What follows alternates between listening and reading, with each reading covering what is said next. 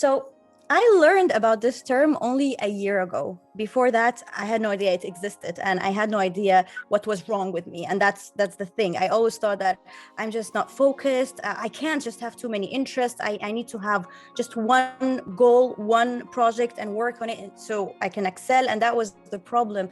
When I learned about multipotentiality and multipotentialite as a term last year, it was a very liberating feeling for me. And it was a very empowering thing, because I felt like, you know what? First of all, nothing is wrong with me. Like, people like me exist. So that's awesome. The second thing is, it gave me energy to keep going and keep doing what I'm doing. And you know what? It's okay that some people can combine more than one interest and just into one field or into one creative project, or people can do them differently. And that's okay. Just everybody has their journey. And for me, that was a game changer. Just one term, it was a game changer for me. All right. So I don't know if you watched like any of my content or checked my page. I am not an activist. This is not who I am. I am not into politics. I'm not even like, of course I do care about humanity, but it's not what I mainly do. I'm an artist. I mostly like to describe myself as an artist or a content creator. And an artist expresses how they feel and expresses their thoughts through what they do. And this is what Story of Palestine for me was. At that time, there was the events going on, and I've always been so empathetic with the Palestinian cause, without getting into the details of this. But it's just that when the war on Gaza was happening that time, I had a few non-Arab friends whom we used to hang out online, and we talked about a lot of things and debate. And this was a time when we had this debate about the issue. And I felt like so many non-Arabs, they don't know our point of view. They don't know how we see the story from our side. And regardless of their opinion, they just, like, it doesn't matter like if they're agreeing or not, they just need to at least hear it. Like, they need to have this context where it's clear, where it's loud, and where it's effectively delivered. And then they get to decide what they want to do with it.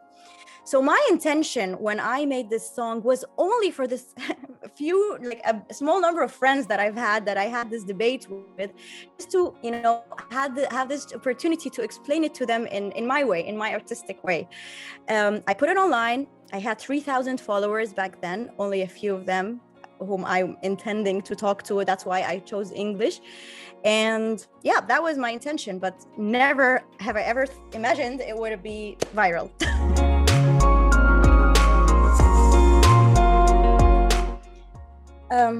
I think the most important thing, and I think that the main reason why I used to be stuck back then as well, is looking at other people's journeys. Like, I used to look and how come she's making it and I'm not? How come she's achieving her goals and I'm not sure even about of my goals?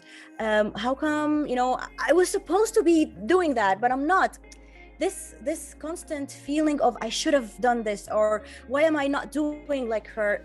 This is so toxic and so it's not productive. It keeps you where you are. This is literally why I think I was stuck, and why a lot of people can be stuck because of that. If we just free our minds from all the comparisons and just look at our journey and only our journey, and focus on, what, this is what I feel like I can be doing right now, and I'm gonna do that, and this will take me from this point to another. We don't have to worry about this noise around us. If we just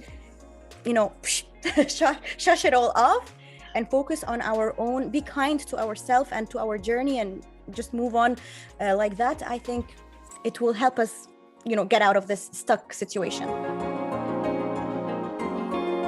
This happens a lot, of course, a lot. And what I do is okay, so I have two strategies, or sometimes I combine them. Like, what I do is I read a lot and watch a lot of content that's related to what I want to be writing about.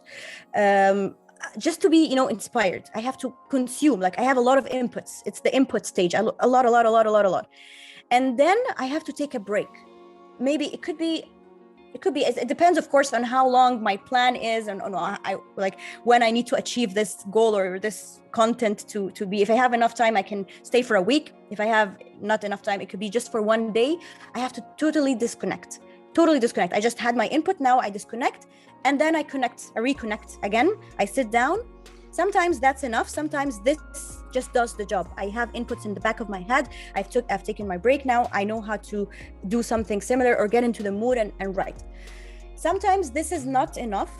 So what I do, something I've read before and I've tried it and it really works. I decide that the plan is to get the worst idea ever. So I have this piece of paper. And you know what? I'm going to do the worst idea. I'm going to write the worst script right now. And I'm going to do it intentionally. And somehow, when I do that, the ideas start popping. Because first of all, you release a lot of the pressure that somehow you don't know why, but it was there to stop you from generating ideas. So it's released. You don't have to come up with a good idea. It's going to be horrible. And you want it to be that. And the second thing is, if you come up with a bad idea, at least it's something out there. So you look at it and then your mind starts, but if I do that, it could sound better. What if I tackle it from this way? You know what? It's not actually that horrible as I thought. Maybe we can use it. So this one is also a good trick I use sometimes.